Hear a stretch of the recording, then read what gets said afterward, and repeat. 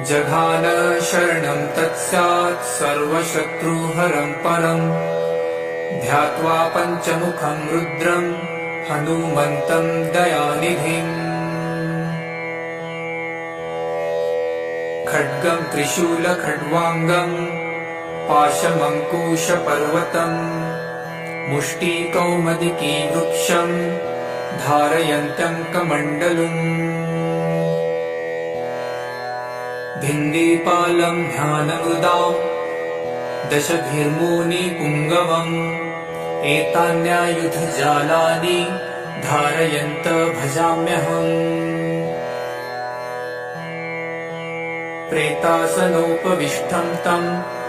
सर्वाभरणभूषितं दिव्यमाल्याम्बरधरं दिव्यगन्धानुलेपनम्